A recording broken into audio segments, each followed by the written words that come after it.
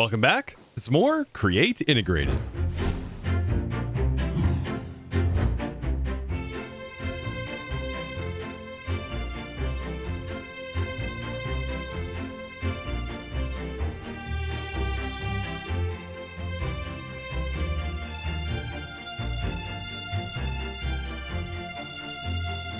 So as you've seen, I have begun to expand quite a bit, and we are going to need all of this space because one thing that Create does is it consumes a ton of space. And I got all of this finished just in the nick of time because look at this, our lava is now completely filled up. And I went ahead and moved the system. Now this lava source block does need to be here. And as soon as you have this all set up and this is dropped all the way down to the very bottom, it is now a bottomless supply and it just needs a pump. So I added some girders here to make it look like it has some supports. And this right here is a little metal connector, the little metal bracket that you could just slap on there. And I think this looks really, really nice. And I made sure to test it. That way it was definitely bottomless. So we have ourselves a little factory over here that's producing a bunch of cobblestone stuff. And we're using water wheels to do that. But I think expanding on our total stress network is going to be a great idea. And the best way to do that is by making steam boilers. And this means power plant. Yes, I want to get these steam engines set up. I want to use them to produce a ton of stress. And as of right now, I just want to make like normal level 9 like engines. And the cool thing about setting all of these up is we can actually utilize some of the stress that we are generating over here to power these engines because they do need a little bit of stress to technically get up and running before they can self-sustain. Now, this lava is 100% necessary in the production of the, the stress that we're going to be generating. Just something to keep in mind. You do need an unlimited source of lava in some way. Now, back to the lava front and how we're actually going to set up these boilers. Typically, you have a heat source under the boiler, and then you have the boiler which has water in it. That produces steam, which is going to power those steam engines and produce stress units. The way we actually produce that heat dramatically changes how much stress we can produce. And so normally what you would do is you would place down a blaze burner and then you would have something click this with either some sort of fuel source like wood, coal, or even lava buckets. And that's where the lava comes into play. But in this pack, there's a little bit of a easier way that we can do this by pumping lava in directly. To make this possible, we got to roll over here to the rolling mill and drop in some paper. This is going to produce straws, and this is hilarious, by the way. I love the model that it changes for this thing. Whenever we click this with a straw, it then becomes a fluid container, and yes, it has a fluid drinking hat. It's great. It's ready for the ball games. Now, because I'm going to need so many of these casings, I think it's best if I tear this whole thing apart and technically move this. So I want to take this and move it into our building and put it in the upstairs area that we created last episode. Now we'll come back to getting all of this power area set up, but I want to be able to actually make these things. And so it does require a little bit of prep work in order to technically make these. And I would like to speed up the process just a little bit. So setting it up here is going to be quite easy, really. I've just got to carry some power from the bottom up to this. Now, this is a more compact way of doing all of our base mechanisms. But I do want to set up a better version, now that we have brass, of the way to produce these machines. Now for this, what I could do is I could like start here, for example. I think though we are going to have enough space. I really just need a starting position, and we are going to want to have a gap. So I'm thinking right about here is going to be pretty good. And then this will be where our initial starting barrel is located. And then we are going to want to separate this because we are going to have a deployer that is actually going to need to be right here, or a press is going to need to be right here. Then we'll have the deployer, and then we're going to have another press. And so we also need a clear space to be able to do some filter handling, which is going to happen right here. And so I think, yeah, right about here is where we should be able to put this together. That's going to be more than enough space. It's really going to come together once you see how I plan on rotating and looping this. So right now we have all of our machines in place, and we can give those a rotation just to make it easier to get power to these things. But how are we going to rotate the items and loop them through 4 times, which is one of the required things that we need to do? Well, to do that, a vault is going to really shine here. So to set up a vault, we place it like this, and this can span up to 3 blocks when it is in a single form factor like so. After we have that vault in, most things are going to be pretty straightforward. An item is going to come out of here, so we need a funnel that is going to send the item out. It's going to be pressed, it's going to be poked, and then it's also going to be pressed again. But at this point, we need it to do a check. We need to check if this machine is complete.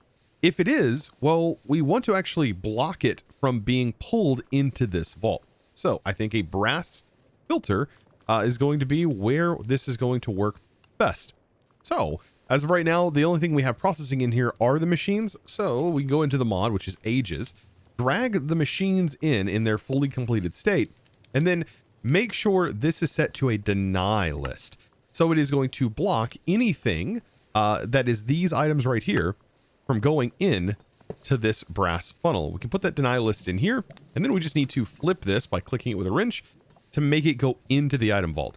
Cool thing about an item vault, it's just a really long chest. It's like an extra long chest.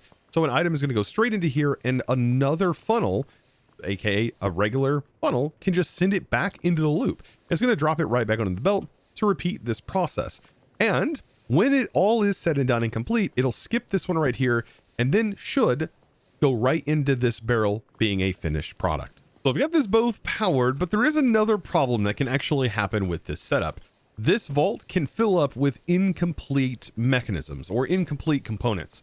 And we don't really want this to back up. And so what we can do is we can use a beautiful threshold switch to detect how many items are inside this item vault.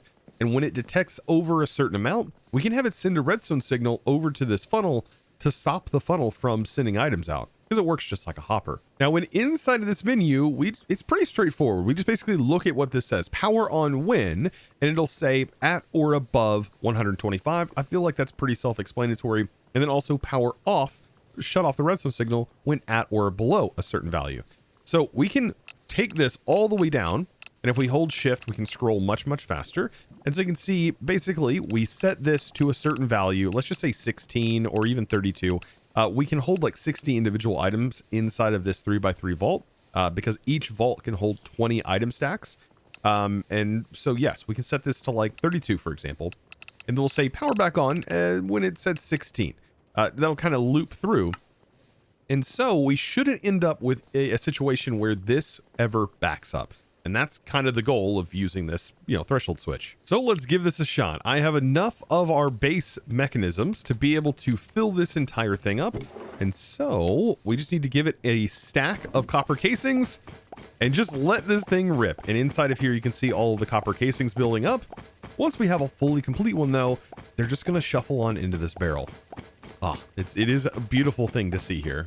Quite noisy though, very Create-esque. By the way, here's a good example where this has now shut down. So it's simply just running through the amount that is in here until that total value drops below 16. Then this redstone will be let off and then more will be allowed back in. And over here, we can start to see those machines building up. Now with my machines set up, it is really go big or go home time. I've got to grab a bunch of these blaze burners. Now, if I do plan on setting up 6 of these level 9 steam engines, which in my opinion is quite a lot, it's going to produce like over 800,000 SU. This is going to take a lot of resources, and you could just probably get by with just one. Because keep in mind, that water wheel setup is producing 64,000, and we were able to automate all of these things that are going on in here. So this is going to be able to satisfy most of my needs for quite a while. Or so you would think, because in this pack, we need to use stress to actually generate power. And if I plan on using refined storage, we're going to need a bit of power. So if you were wondering why am I making so many, it's because of the power reason. Each of the generators just to produce the 340 RF per tick is going to require 16,000 SU, and that adds up quickly. So I'm going to need about 54 of these bad boys. Now, I am going to have to supply our lava to this, and I'm trying to figure out what is going to be the best way to potentially do that. Do I split up like so, where I have 2 separate lines that will eventually fill up? Or do I do a looping line where the line starts here, rotates through, and then eventually makes it over to this one? I honestly have no idea. This might be something that we have to test once we get it up and running. But I think, like, no matter how we set it up, it's probably just going to work. Because each lava bucket last 16 minutes in a blaze burner. Now also, each of these sections are going to be wrapped up and have 9 pipes in each section because each blaze burner needs to be independently filled. I can't believe we're already getting there. I'm going to go ahead and start putting the blaze burners down. And yes, it's going to be just like so. Now, whenever they are hit with the straw, the pipe should automatically connect to them.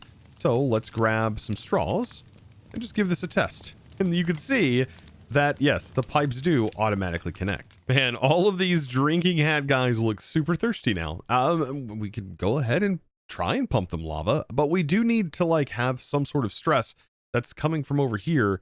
And we need a way to route it over here to power not only this pump, but also the fact that each one of these are going to need their own separate water pump. But you know what, before we handle all of that, let's go ahead and also get the rest of the size set up. Now, each one of these, if we're going to make sure it's a level 9, we need to make sure that it has a 3x3x4 tall tank. So this is all that it's going to need. So 1, 2, 3, 4 tall, and make sure it is a 3x3, and this will allow us to have that level 9 boiler. Right, you should technically be calling it a steam engine because, yeah, it's a steam engine. And all of the tanks are in. Ah, beautiful. Now, whenever you place the steam engine on top of this, this will convert the actual tank into the steam engine. And we'll be able to see some stats so long as you have your goggles on, your engineer's goggles. And we can see that the size is good. It's up to a level 9. And then we also have the water and also heat. But we're not giving it any water just yet. And we also haven't given it any max heat. It does have a little bit of heat because these do give off some basic campfire heat. But outside of that, we are going to have to completely level these up. So all I've got to do is line this entire thing because this will support 9 of these actual boilers. And to make them actually function, we do need to place a shaft on top of them. And if this happens, for example, where it's sideways, we can just change the rotation of the shaft. We do want to make sure that they are all pointing in the same direction. And on all of these machines, I want all of the shafts to be facing out into this direction. And I tell you, nothing looks more steampunk than seeing all of these set up. I love having the steam engines right on the top and then usually carrying that power down. And we can also connect them all together to combine all of their power, which is definitely what we're going to do. But man, these are starting to look very menacing from a distance, I will say. So now let's talk about transferring power and also getting water to these. Now, each one of the level 9 boilers only need 1 mechanical pump. And in reality, they only need to spin at about 180 RPM. To be able to actually sustain a level 9 boiler. But we're going to be giving this a total of 256, so it's going to be more than enough. Now, it may be a little bit more difficult to get these to place in, but I do want to make sure that these are directly above a water source. So just like this, and this will automatically pump the water from this water source and create infinite water just from this alone. But now is where we're going to learn a few pipe tricks, right? Because I don't actually want water going into this blaze burner. But whenever I place this to get water to feed up here, well, this actually is trying to send whatever this is pumping into here. We don't want that to happen. So a way we can fix this is by using our wrench and converting this into a transparent version. There's also another way. We could use a copper casing to be able to do this too. So this should prevent that connection. I believe it is connected at the moment. Like if we remove the blaze burner, for example, first, and then we place the pipe, and then place the casing, whatever I place here, for example, that blaze burner, if I can get that blaze burner placed in, for example, it's not going to connect anymore. So I place the straw in, you can see there's no longer a connection. So these are like 2 ways that you can kind of prevent like pipes from linking to each other. You know, for me personally though, I really like the transparent look, and it also allows you to just see that there's water flowing through here. Now, all of these set up and in line, we're just about ready. I also went ahead and extended this to kind of keep it off the floor. I want to kind of create more of these. This is like part of the decoration. And I also put this in the center, so maybe it'll evenly divide better. I have no idea how this is going to work in the future, but now we need to get stress technically from our other source and get it over here. And there's a cool way we can do this. As of Create 6, we have these new chain conveyors. And I've also in this pack extended the range of the chain conveyors so that way they do extend quite a bit further than normal. And I'm thinking right up here would be a pretty good spot for a chain conveyor, like right in the top of the building here. And so I'm going to place a chain conveyor, and this is going to cost a little bit of stress. It does cost 250 SU to be able to exist per chain conveyor, by the way. whenever you are sending 256 stress units, you could lower it and transfer it, which is a neat way to do it. But in this case, I am going to be sending like max stress. And so by having that up in the front, I should be able to take like a chain conveyor and just simply link another chain conveyor from in here. Let's say right here is a chain conveyor. And to be able to get rotation going into this, I can just use a gearbox, like a vertical gearbox. Okay, so now that chain conveyor is spinning, but I want to link it to this one. To do that, you just right click a chain and then click a chain on this. And these are now connected and they're carrying stress. And you can have up to 4 separate chain lines running off of one. And so this is a pretty interesting way of like moving stress around your base locally. And you can also put these underground and completely hide like the cables and everything. But in this case, I don't really want to hide it. I kind of just want to bring it over here. Now, in setting these up, I do recommend setting yourself sort of a standardized height. I think going up 5 blocks and then placing this on the 6th block does look pretty good. Or you can place 4 blocks up and place it down. But yeah, coming with a standardized like sort of solution to this will make your whole base look a whole lot better. And so that is connected in. I'm going to remove the shaft. It's very temporary. But you can carry rotational power directly from this. Like that's what I was meaning by what we were talking about before. And so now I've got some of these kind of connected over here. Let's say I want to give this some rotational direction. So if we use like a vertical gearbox, I can plop this out, place in that vertical gearbox, and then on the inside of this, place in a cog. And this is going to give that full rotational speed to our pump down here. Just by carrying that up just like this. Beautiful. And now all we got to do to connect it up is do this. As soon as I connect this, look at that lava start flowing. And I'm hoping that this pump will reach far enough to make it all the way through here. They should go up to 64 blocks. Oh boy. And I definitely think this is working. So long as all of them light up and they are all running. Oh, that's so nice. Now, I think one of the best ways to carry all of the rotation to the pumps is by using an encased chain drive that runs down the bottom section and then bringing that encased chain drive down here. And to be able to connect this up, we can use just a regular gearbox and then have that gearbox rotated. So that way it continues that power on into this bottom line. And then up here, just like we've done, I'm just going to connect it up with chains and hope, fingers crossed, that I have enough stress to be able to handle those pumps and the whole thing doesn't get overstressed. Looks like it's working. Level 9, level 9, level 9. Oh boy, we are producing so much stress now. Now up top on our really annoying and really loud steam boilers, I now have the encased chain drive, which is connecting them all. And I've also added the shafts to connect all of these too. So these are all now carrying all of that rotational energy just to the center encased chain drive, which I then want to carry that power down into a speed controller to tap into our main network. I think just having a central network is going to be a good idea. So that gets carried into there. And then we throw on this, and we want to carry that power, I think, to this chain drive section, if at all possible. Is this something I can actually do? Oh, that's right. It is breaking here. But we can turn this the other way, I believe. Like if this is rotated, and then we place this in, and then rotate that, and then rotate this. There we go. Now we have that rotation fixed, and we can carry that through and carry that into this. Well, assuming that we change the rotation direction.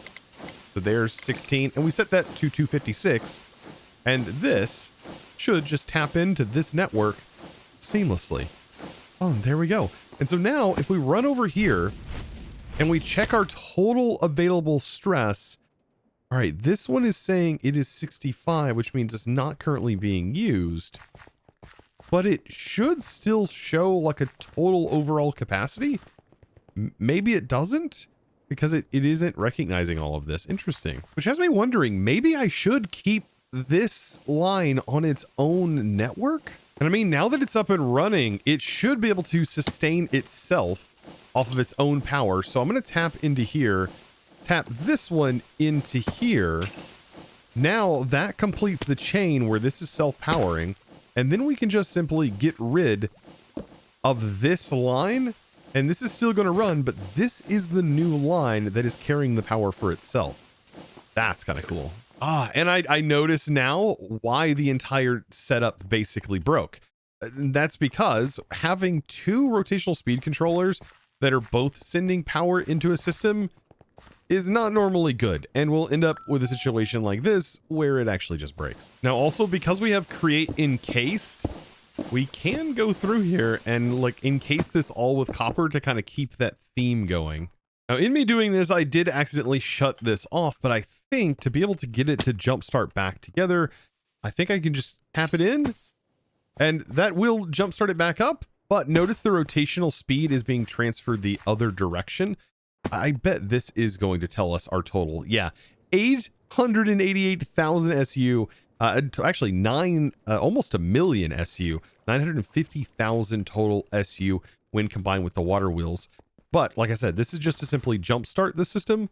So if I disconnect this by shift right clicking, this will still run on its own.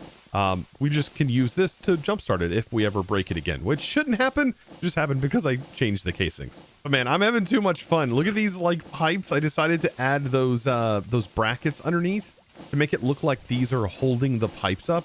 Really gives it a lot of detail. I mean, I think this is very fitting instead of just having things floating around. Now, I do want to be able to decorate this a little bit more, and I think by adding some scaffolding around here will make this all look like one complete unit. So having some stairs that lead up here will be pretty good, and also having some beams as some supports possibly. I'm thinking maybe like right here we'll line these up, and yeah, skipping this area, maybe the beam should actually be right here, so that way we don't block the cool little gauges on the front. I don't know, I think I'm starting to like this. So I'm just going to create a solid platform that leads all the way around, and I've got my beam set up, and then right down here I have two access points that allow me to walk up. I'll probably do the same on the backside, and I'm going to bridge this all the way across just to make sure we don't walk down here. That would be dangerous. Also, another little building tip, you can actually change the bottom of these girders to make them look like they're actually connected to the ground like this, which I think adds a whole lot of detail, making this actually look like it's one connected coherent unit. Now, I do also want to add some metal brackets to this, and you just connect them in just like this. It's going to connect right into the side of that girder. Oh, that just looks so good like this. I think after today, things just got a lot less stressful. And I hope you guys did enjoy today's episode. I do plan on doing all kinds of cool stuff in the future, but I have to get all these baby steps up and running beforehand. So now that we have stress, we can start to focus on power. And once we have enough power, we can get into refined storage. And refined storage is really going to be one of the best storage options in the pack. And I'm pretty excited to dive into refined storage too, because I haven't gotten to put a whole lot of logistical stuff and play around with it a whole lot in any packs recently since it came out. So I am going to be very excited to do that, and I hope you guys are too. If you're looking forward to that, be sure to click that subscribe button if you haven't already, and give this video, guys, a huge thumbs up. And with that being said, it's now time for me to thank the amazing supporter of today's episode. And that amazing thanks is going to go out to, if I can spell things correctly, there we go, DJ Cosmic 2. Thank you so much for your amazing support and choosing to support me over on the Discord by becoming a Discord premium member and just supporting my content in one of the best ways possible. Thank you so very much. And guys, I am excited to see you all in the comments or in the next video. And as always, thanks for watching.